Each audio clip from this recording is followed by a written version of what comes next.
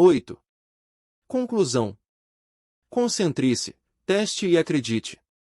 Não muito tempo atrás, uma enfermeira chamada Georgia Sadler iniciou uma campanha para um maior conhecimento e consciência da diabetes e do câncer de mama na comunidade negra de San Diego. Ela desejava criar um movimento popular de prevenção dessas doenças e começou organizando seminários nas igrejas frequentadas por esse segmento da população em toda a cidade. Os resultados, porém, foram decepcionantes. Havia talvez 200 pessoas nas igrejas, mas só conseguíamos que umas 20 ficassem depois do culto. E era gente que já sabia muito sobre o assunto e só estava querendo mais informação. Aquilo estava me deixando desanimada. Sadler não conseguia fazer a sua mensagem passar desse pequeno grupo. Ela percebeu que precisava de um novo contexto. Acho que as pessoas ficavam cansadas e com fome. Estamos todos sempre muito ocupados. O pessoal quer voltar para casa. Ela precisava de um lugar onde as mulheres estivessem relaxadas, receptivas a novas ideias e com tempo para ouvir falar de novidades. Necessitava também de um novo mensageiro, alguém que fosse um pouco comunicador, um pouco expert e um pouco vendedor. Tinha que encontrar uma maneira diferente, com maior poder de fixação, de apresentar as informações. E realizar todas essas mudanças sem exceder a pequena quantia que receberá como contribuição de várias fundações e grupos patrocinadores. A solução: transportar a campanha das igrejas frequentadas por pessoas negras para os salões de beleza. É uma plateia cativa, diz Sadler. Essas mulheres às vezes ficam no salão de 2 a 8 horas quando estão trançando os cabelos. A cabeleireira também tem um relacionamento especial com as clientes. Quando uma mulher encontra alguém que acerta com os seus cabelos, ela se dispõe a andar quilômetros só para ser atendida por essa pessoa. Em muitos casos, a cabeleireira acaba se tornando uma amiga. Acompanha a cliente na formatura, no casamento, na maternidade quando nasce o primeiro bebê. É um relacionamento longo. De confiança. A mulher, literal e metaforicamente, solta os cabelos num salão. Além disso, há alguma coisa na profissão de cabeleireira que parece atrair determinado tipo de pessoa, alguém que se comunica com facilidade e bem, alguém com uma grande variedade de conhecidos. São conversadoras por natureza, diz Sadler. Adoram bater papo. Tendem a ser muito intuitivas porque têm que ficar de olho na cliente e ver como ela está. Ela reuniu um grupo de cabeleireiras da cidade para uma série de sessões de treinamento.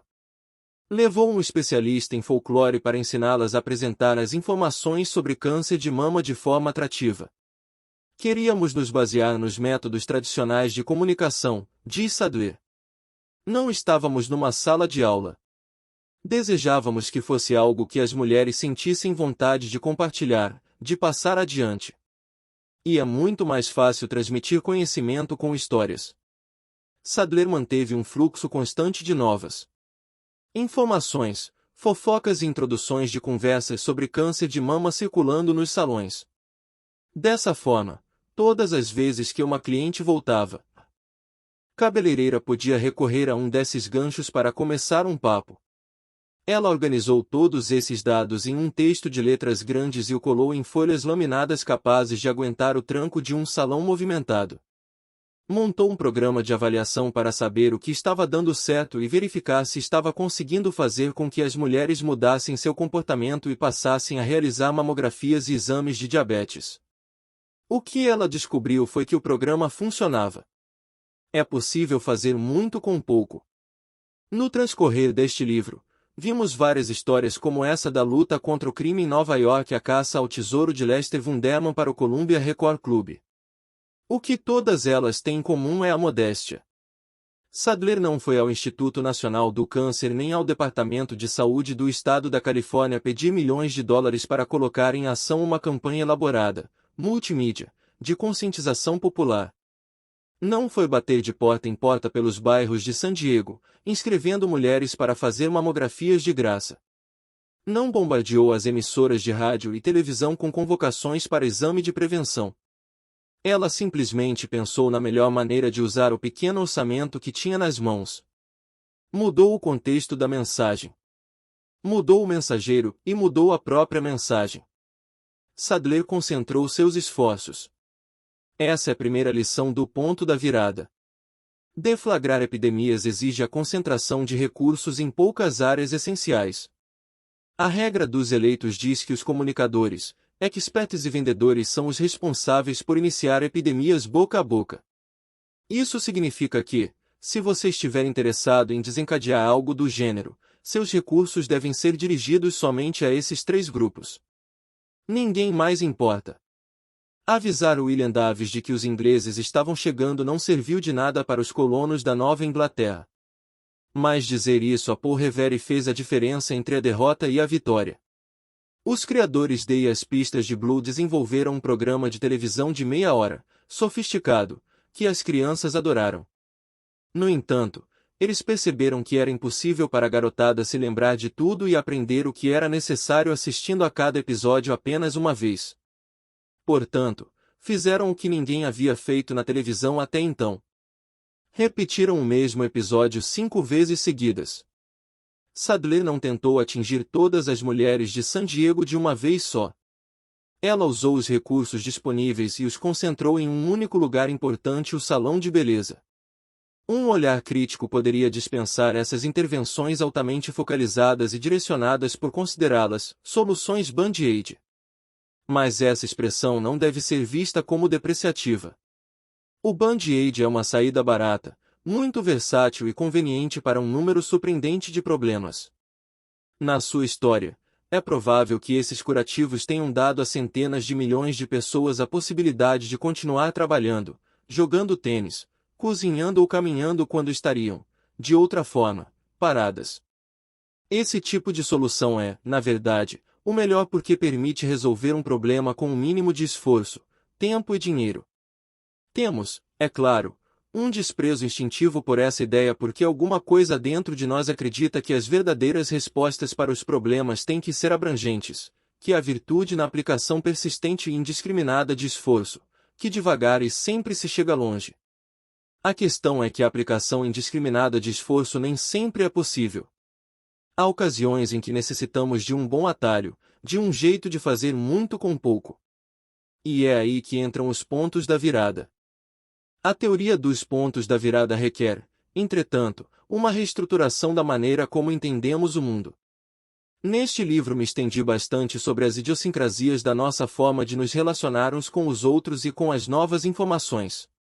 Achamos difícil estimar mudanças drásticas, exponenciais. Não conseguimos imaginar que um pedaço de papel dobrado 50 vezes pode alcançar o Sol.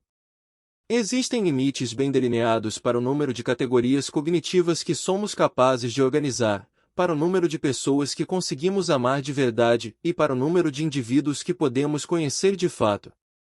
Desistimos diante de um problema enunciado de forma abstrata, todavia não temos nenhuma dificuldade em solucioná-lo se ele nos for apresentado como um dilema social. Todos esses elementos são expressões das peculiaridades da mente e da alma humanas, uma refutação do conceito de que o modo como nos comportamos, nos comunicamos e processamos as informações é direto e transparente. Não é. Ele é confuso e opaco. Vila Sésamo e As Pistas de Blue alcançaram sucesso, em grande parte, pelas coisas que fizeram que não são óbvias. Quem diria, de antemão, que Big Bad e Garibaldo tinha que dividir o mesmo cenário com personagens adultos? Ou quem poderia imaginar que aumentar o número de operários de uma fábrica de 100 para 150 não causa problema, mas que pode haver um problemão se ele passar de 150 para 200? No teste com os nomes da lista telefônica que fiz, não tenho certeza se alguém teria previsto que as altas pontuações seriam superiores a 100, enquanto as baixas seriam inferiores a 10. Achamos que as pessoas são diferentes, porém não tanto assim. O mundo, por mais que queiramos, não corresponde àquilo que a nossa intuição nos diz.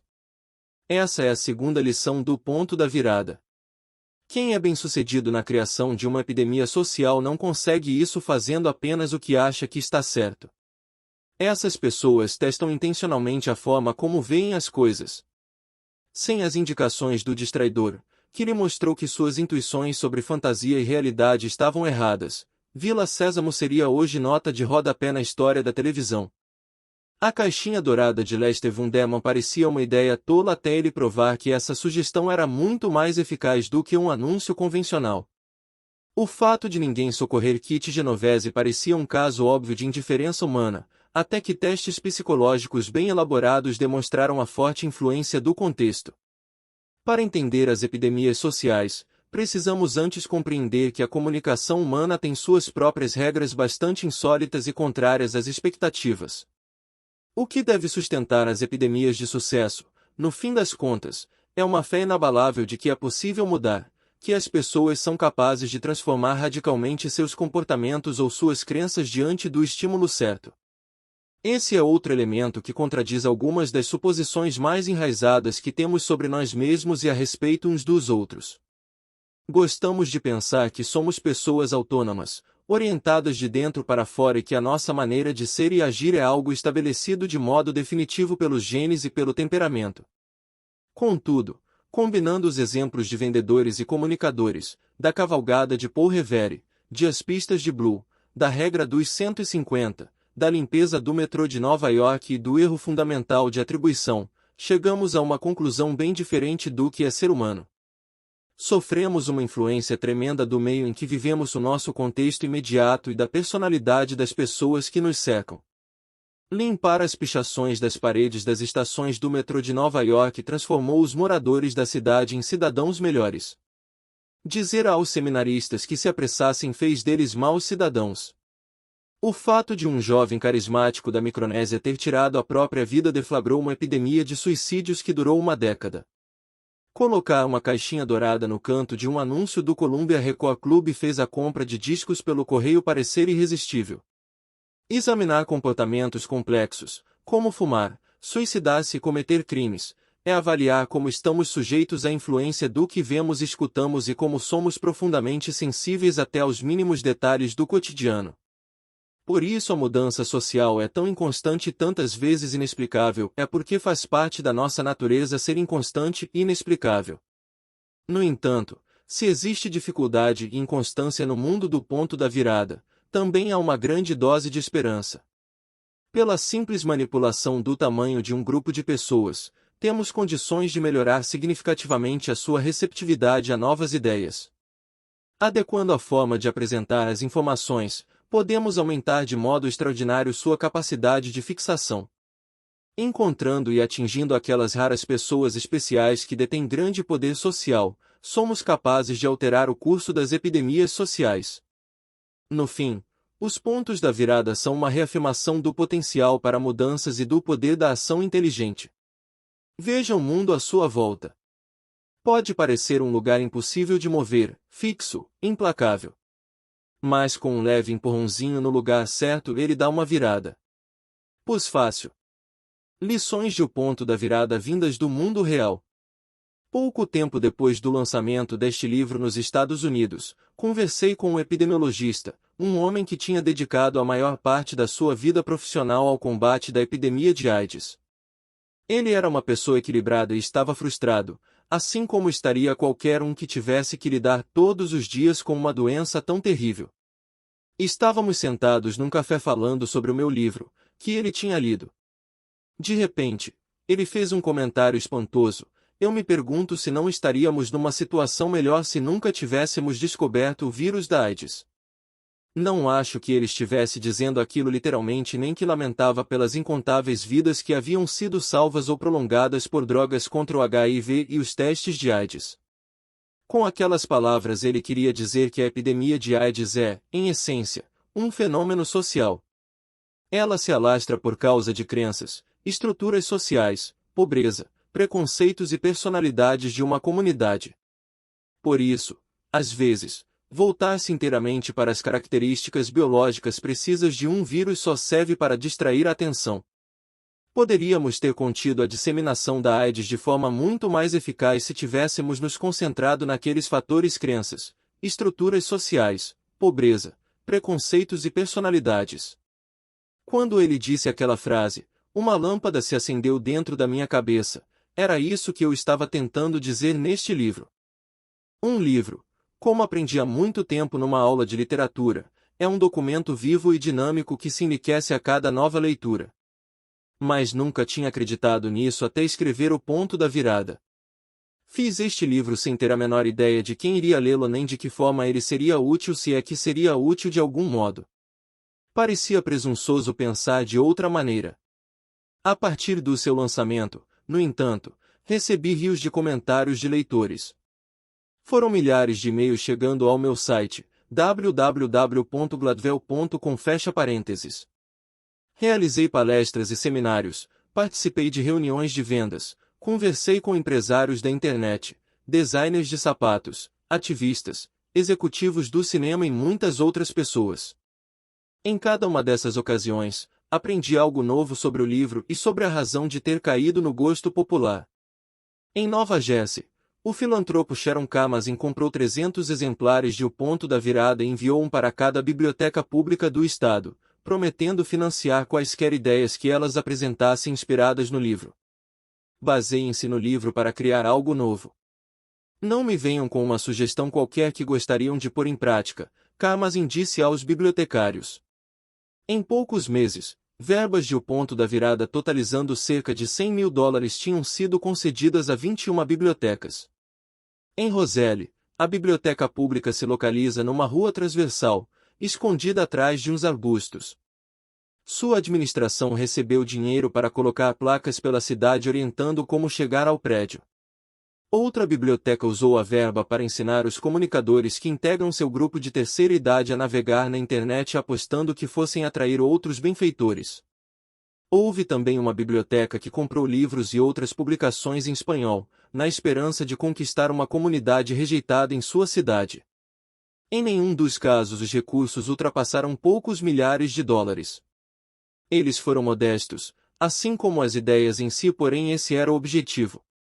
Na Califórnia, Ken Futternick, professor de educação da Universidade do Estado da Califórnia, em Sacramento, disse que sua ideia para atrair professores para escolas problemáticas foi inspirada em O Ponto da Virada.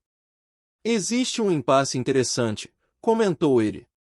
Bons diretores dizem que só aceitam ir para uma escola desse tipo se lá houver bons professores, enquanto bons professores dizem que só topam ir se lá houver um bom diretor. Muitos esforços têm sido feitos no sentido de atraí-los, como programas de incentivo financeiro voltados para a formação acadêmica, porém não dão em nada. Em algumas escolas de partes pobres de Oakland onde Futternick tem se concentrado, falta habilitação a cerca de 40% dos professores, que trabalham num esquema de emergência, de apenas 2 anos. Comecei a perguntar a professores o que seria necessário para que eles fossem lecionar nessas escolas, em áreas de baixa renda e perigosas, onde muitos pais criam os filhos sozinhos, continuou ele. Incentivos salariais. Turmas pequenas. Eles diziam que talvez sim. Todos os itens da minha lista pareciam de certa forma atrativos, contudo nenhum deles era suficiente para motivá-los. Diante desse quadro, seria fácil concluir que os professores não são dedicados, e sim egoístas, sem disposição para atuar nos locais em que são mais necessários. Futternick, entretanto, ficou imaginando o que aconteceria se ele alterasse o contexto da proposta. Sua ideia, que ele espera colocar em prática em breve, é que sejam recrutados diretores para as escolas problemáticas de Oakland e que eles tenham 1 ano para montar uma equipe de professores habilitados, provenientes de boas instituições de ensino, um grupo que comece junto na nova escola. Em campos de esporte e de batalha, desafios que seriam assustadores e impossíveis de vencer se encarados por uma pessoa sozinha passam a ser possíveis de superar quando enfrentados por um grupo coeso. As pessoas não mudaram, mas a forma como o trabalho foi apresentado, sim. Futternick acredita que esse princípio também é válido para a sala de aula, isto é, que os professores talvez se mostrem mais propensos a aceitar uma missão difícil caso se sintam rodeados por colegas igualmente experientes e qualificados.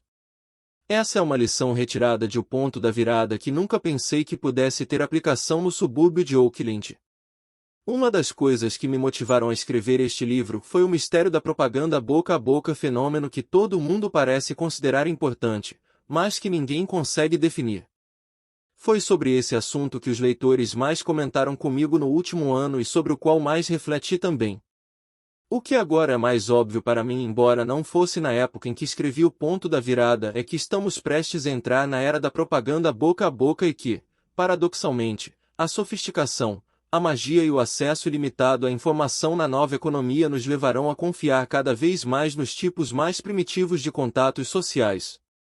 Confiar nos comunicadores, experts e vendedores que existem em nossa vida será nossa forma de lidar com a complexidade do mundo moderno. Isso é uma decorrência de diversos fatores e mudanças em nossa sociedade. Vou mencionar 3 em particular: o aumento do isolamento, sobretudo entre adolescentes, o aumento da imunidade na comunicação, e o papel especialmente crítico do expert na economia moderna. Entendendo a idade do isolamento. Às 9h20 da manhã de 5 de março de 2001, Andy Williams, um garoto de 15 anos, disparou, com um revólver calibre 22 cano longo, do banheiro da sua escola em Sante, Califórnia. Ele deu 30 tiros em 6 minutos. Primeiro, dentro do próprio banheiro, e depois, em direção ao pátio adjacente, matando 2 alunos e atingindo outras 13 pessoas. Andy era novo na escola, magro e com orelhas de abano, recém-chegado à cidade. Usava um colar de prata em que estava escrito mouse, rato. Mais tarde, como sempre acontece nesses casos, seus amigos e professores disseram que não acreditavam que alguém tão quieto e bem educado pudesse cometer tamanha violência. E em meu ponto da virada, escrevo sobre epidemias na adolescência e uso como estudo de caso a epidemia de suicídios entre adolescentes que graçou por muitos anos nas ilhas da Micronésia. Não consegui encontrar um exemplo mais dramático da propensão dos adolescentes a serem atraídos por rituais irracionais e altamente contagiantes de autodestruição. A epidemia Micronésia começou com um único suicídio de grande repercussão, o do jovem carismático de classe alta envolvido num triângulo amoroso ao qual se seguiu uma cena impressionante no funeral. Logo depois, outros garotos estavam tirando a vida da mesma forma e por motivos que pareciam absurdos. Achei que o recente aumento dos índices de tabagismo entre os adolescentes ocidentais correspondesse à nossa versão desse tipo de epidemia.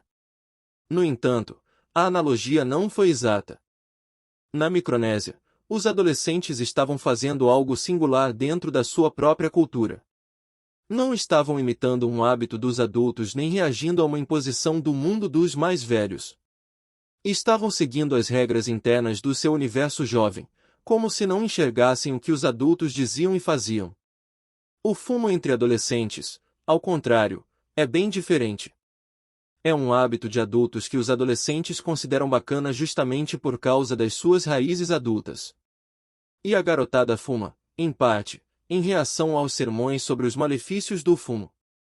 O primeiro exemplo é uma epidemia isolada. O segundo é uma epidemia reativa. Pensei que não poderíamos ter o primeiro tipo entre adolescentes ocidentais. Estava errado. Agora temos a epidemia de disparos nas escolas. O massacre na escola Columbine High em Littleton, Colorado, aconteceu em 20 de abril de 1999. Nos 22 meses seguintes, houve 19 incidentes isolados de violência escolar em diferentes pontos dos Estados Unidos, 10 deles, felizmente, foram controlados antes que alguém acabasse ferido. E cada um desses episódios se espelhou de forma lúgubre nos disparos em Columbine.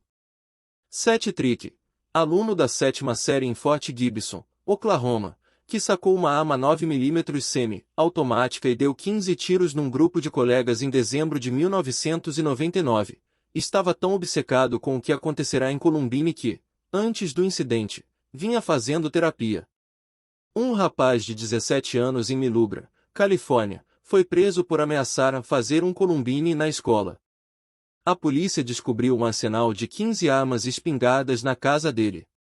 Joseph de Guzman, em Cupertino, Califórnia, planejou, em janeiro de 2001, um ataque à escola em que estudava.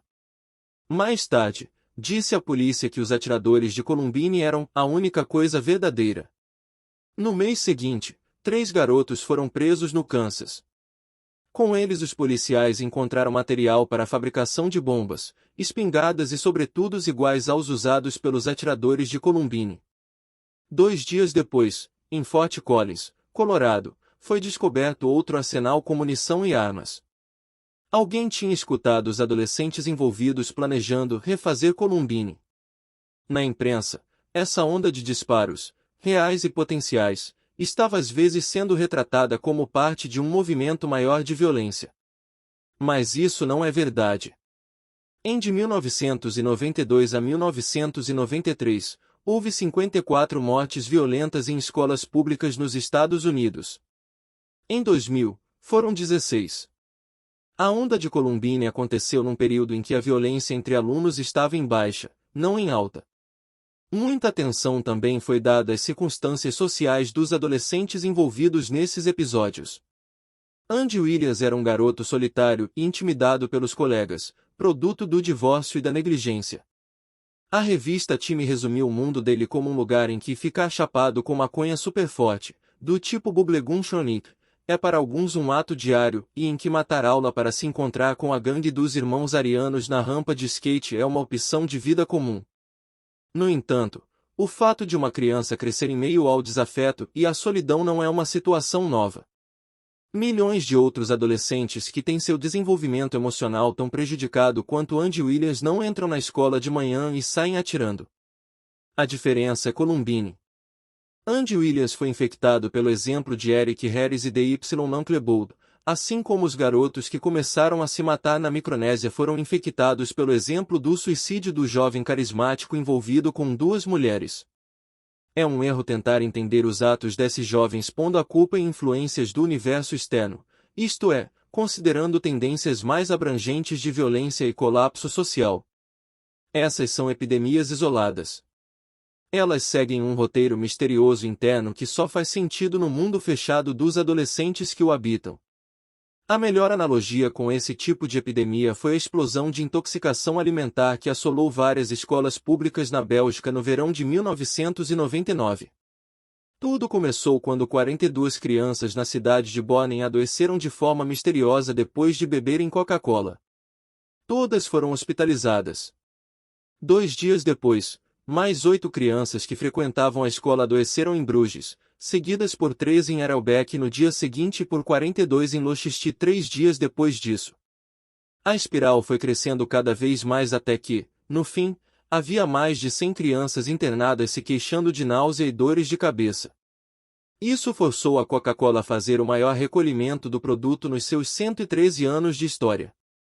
A investigação apontou um suposto culpado.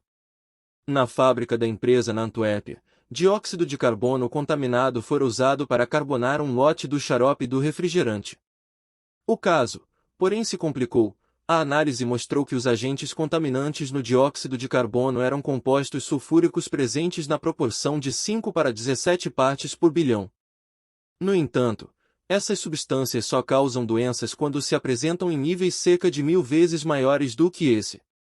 Na proporção de 17 partes por bilhão, elas apenas exalam um cheiro ruim parecido com o de ovo podre. Assim, a Bélgica deve ter vivenciado nada mais do que uma epidemia insignificante de narizes se franzindo por causa do mau cheiro.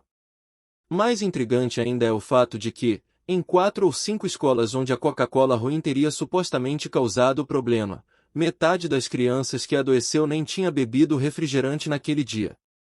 Não importa o que aconteceu na Bélgica, mas com certeza não foi intoxicação por Coca-Cola. Então o que foi? Foi um tipo de histeria coletiva, um fenômeno que não é nem um pouco incomum entre crianças nas escolas.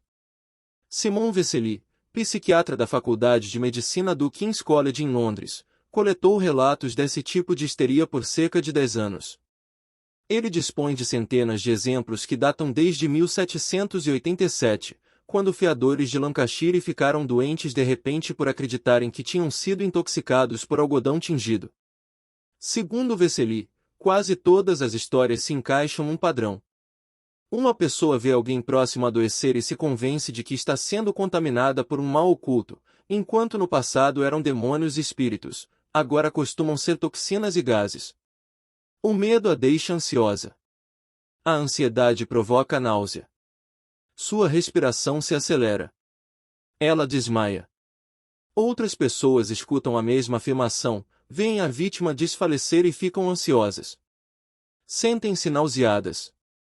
Sua respiração se acelera. Desmaiam. Num segundo, todo mundo ali está ofegante e desmaiando. Esses sintomas são totalmente reais. O problema é que eles são manifestações de uma ameaça que é apenas fruto da imaginação. Esse tipo de coisa é muito comum e quase normal. Isso não significa que a pessoa tenha um distúrbio mental ou seja louca, explica Vesely.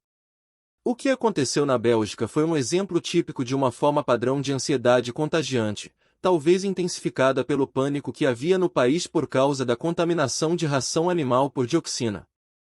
O espanto dos alunos com o cheiro de ovo podre da Coca-Cola é um exemplo clássico dos casos de histeria relatados em livros. A maioria desses eventos é desencadeada por algum odor anormal, mas inofensivo.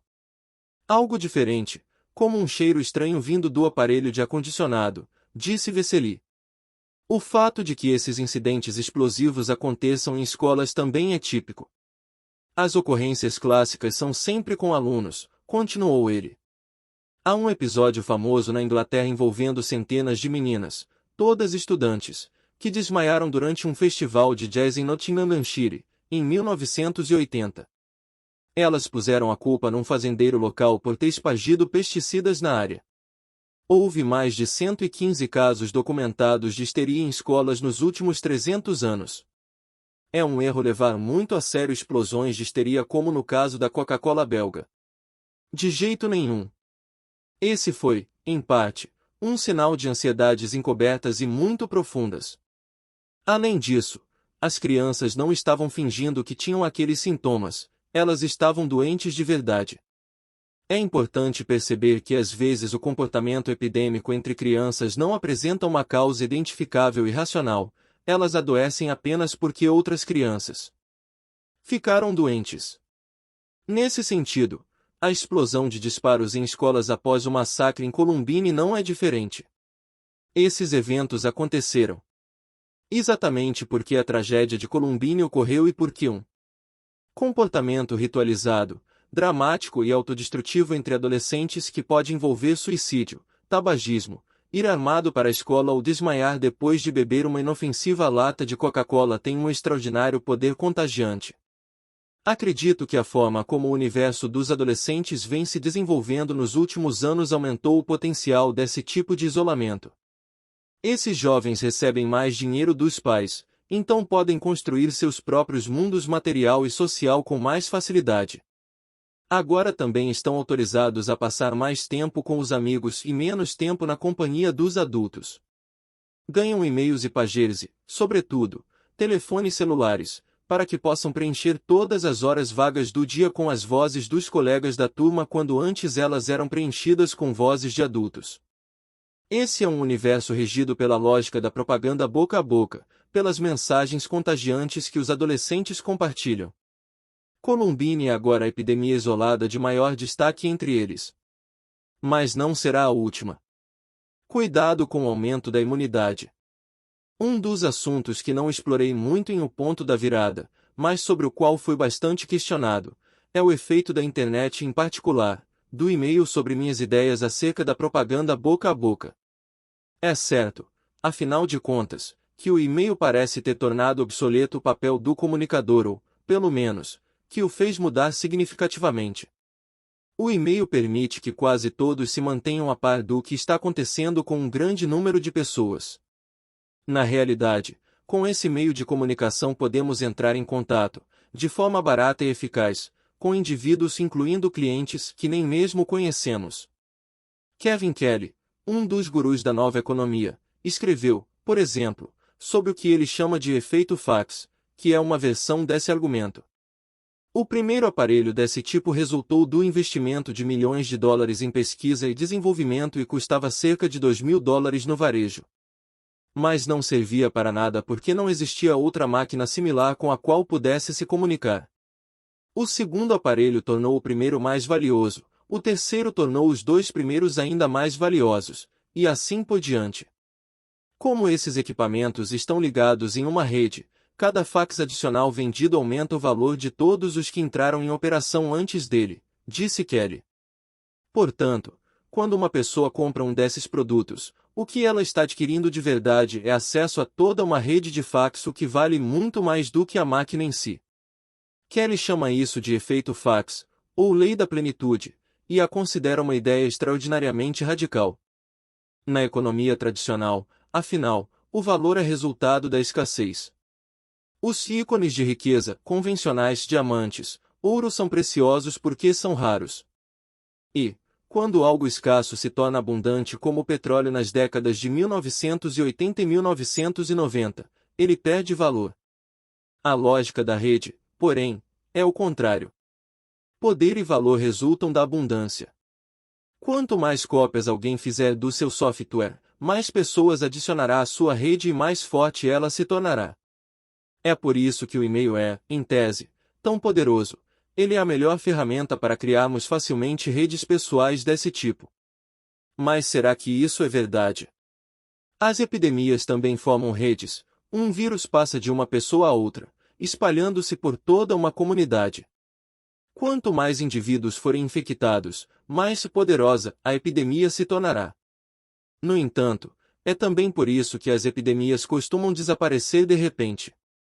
Depois de expostos a um tipo específico de gripe ou sarampo, por exemplo, desenvolvemos imunidade à doença, no momento em que muitas pessoas ficam resistentes a um vírus em particular, a epidemia chega ao fim. Acho que quando falamos de epidemias sociais damos muito pouca atenção à questão da imunidade. No fim da década de 1970, por exemplo, as empresas começaram a perceber que o telefone era um meio realmente barato e eficiente de atingir clientes potenciais. Desde então, o número de telefonemas de telemarketing aumentou 10 vezes. Isso parece ilustrar muito bem o ponto levantado por Kelly, o extraordinário potencial econômico de uma rede de comunicação à qual todos nós pertencemos, exceto pelo argumento de que, sob determinados aspectos essenciais, a explosão do uso do telefone não tem nada a ver com a lei da plenitude. O fato de todo mundo ter um aparelho desse tipo torna essa rede muito poderosa, em teoria. A verdade, porém, é que nos últimos 25 anos a eficácia do telemarketing nos Estados Unidos caiu algo em torno de 50%. Por exemplo, deixou de ser vantajoso economicamente tentar vender por telefone determinados itens de preço baixo, como assinaturas de revistas. Pertencer a uma grande rede pode ser algo maravilhoso, e teoricamente, quanto maior o seu tamanho, mais forte ela é. Contudo, à medida que uma rede cresce, os custos relativos a tempo e aborrecimentos contabilizados por seus membros também aumentam. É por isso que as pessoas não falam mais com atendentes de telemarketing e porque a maioria delas tem secretárias eletrônicas e aparelhos identificadores de chamadas. A rede de telefones é tão ampla e pesada que cada vez mais nos interessamos em usá-la de forma seletiva. Estamos ficando imunes ao telefone. Com o e-mail é diferente. Ainda me lembro de quando comecei a usar meu primeiro e-mail, em meados da década de 1990. Corria para casa ansioso para me conectar por linha de escada pelo modem e tinha 4 mensagens de 4 grandes amigos. E o que eu fazia? Na mesma hora, redigia respostas longas e elegantes. Agora, é claro, me levanto de manhã, ligo o computador e tenho 64 mensagens. A antiga ansiedade foi substituída por pavor. Além de spams, recebo histórias e piadas nas quais não tenho nenhum interesse. E também mensagens de gente com quem não tenho a menor ligação me pedindo que faça coisas que não quero. E aí, como reajo? Redijo bilhetes muito curtos, em geral de 2 linhas, e costumo levar de 2 a 3 dias para mandá-los. A outras pessoas nem respondo. Desconfio que isso esteja acontecendo com outros usuários de correio eletrônico em todo o mundo. Quanto mais recebemos e-mails, mais curtas e mais seletivas se tornam nossas respostas e mais tempo demoramos a enviá-las. Esses são sintomas de imunidade. O que deixa o e-mail tão suscetível à imunidade é o mesmo fator que no início tornou tão atrativo para gente como Kevin Kelly, uma maneira fácil e barata de se manter em contato com as pessoas. Um estudo realizado por psicólogos mostrou que grupos que se comunicam por meio eletrônico lidam com opiniões divergentes de forma bem diferente daqueles que têm encontros pessoais. Os participantes que tinham opiniões divergentes expressavam seus argumentos de forma mais frequente e persistente na comunicação online, concluíram os pesquisadores. Ao mesmo tempo, as minorias recebiam um mais alto nível de atenção positiva e tinham maior influência sobre opiniões particulares de membros da maioria e sobre a decisão final do grupo quando se encontravam pessoalmente. Portanto, como o ato de expressar uma visão contrária cara a cara é bem mais difícil em termos sociais, essa opinião ganha muito mais crédito nas deliberações do grupo. Isso também acontece em outros tipos de comunicação.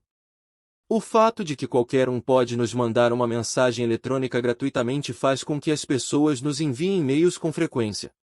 Mas isso logo nos leva a desenvolver imunidade e valorizar ainda mais os contatos pessoais e a comunicação com aqueles que já conhecemos e em quem confiamos. Acredito que o erro do efeito fax está sendo repetido de forma contínua por profissionais de marketing e comunicadores. As agências de publicidade costumam decidir com base no custo em que revistas e programas de televisão vão veicular seus anúncios. Elas compram o tempo e os espaços mais baratos como meio de alcançar o maior público possível. Mas e quanto à imunidade? Essa lógica das agências leva tantas empresas a fazer propaganda na televisão que hoje a quantidade de anúncios é maior do que nunca. Assim sendo, é difícil acreditar que o público esteja de fato assistindo aos comerciais como fazia antes. O mesmo se pode dizer de uma revista com centenas de anúncios e das avenidas com um outdoor a cada 30 metros. Quando as pessoas ficam soterradas em informações e desenvolvem imunidade a formas tradicionais de comunicação, elas buscam conselhos e informações com aqueles por quem têm admiração e respeito, e em quem confiam. A solução para a imunidade é encontrar comunicadores, experts e vendedores. Encontrando os experts. Sempre que olho para uma embalagem fechada de sabonete Vore, viro o verso e caio na gargalhada. No meio de todas as informações sobre o produto, há uma linha que diz, perguntas. Comentários. Ligue para 1-800-395-9960. Quem, na face da Terra, poderia ter alguma pergunta sobre o sabonete Vore? Na verdade, quem, na face da Terra, teria uma pergunta tão importante sobre o sabonete Vore a ponto de se sentir compelido a entrar em contato com a empresa? Imediatamente. A resposta é que, embora a maioria nunca vá ligar para esse número, uma porcentagem muito pequena de pessoas bastante esquisitas talvez sinta um desejo irrefriável de telefonar em algum momento para fazer uma pergunta. São aquelas que têm paixão por sabonete. Os experts nesses produtos. Portanto, se você trabalha nesse setor, é melhor tratá-los bem, pois eles são a fonte a que todos os amigos recorrem quando querem orientações sobre o assunto. A linha de atendimento ao consumidor do sabonete Vore é o que chamo de armadilha para experts, um meio eficaz de detectar quem são eles num universo específico. E como armar armadilhas para esses especialistas é um dos problemas centrais que o mercado moderno enfrenta. Durante a maior parte do último século, o sentido da palavra influência nos Estados Unidos esteve associado a status. Aprendemos que a influência mais importante era das pessoas de alta renda, com maior nível de instrução e que viviam nos bairros mais chiques. A vantagem dessa ideia era que esse tipo de indivíduo era fácil de encontrar. De fato, um setor inteiro do mundo do marketing foi criado em torno da preparação de longas listas de cidadãos que tinham cursos universitários, ganhavam muito dinheiro e moravam em áreas sofisticadas. Contudo, comunicadores, experts e vendedores são um pouco diferentes. Eles se distinguem não pelo status e pelas realizações materiais, e sim pela situação privilegiada em que vivem entre os amigos. As pessoas olham para eles não com inveja, mas com amor, o que explica por que essas personalidades têm o poder de romper com a onda crescente de isolamento. Onde elas estão? Essa é uma pergunta que me fiz continuamente no último ano e não há resposta fácil. Os comunicadores, acredito, são o tipo de pessoa que não precisa ser encontrado. Eles estabelecem como tarefa para si mesmos descobrir onde você está. Mas os experts são um pouco mais difíceis, o que explica por que é tão importante inventar armadilhas ou estratégias para achá-los. Considere a experiência da Lexus.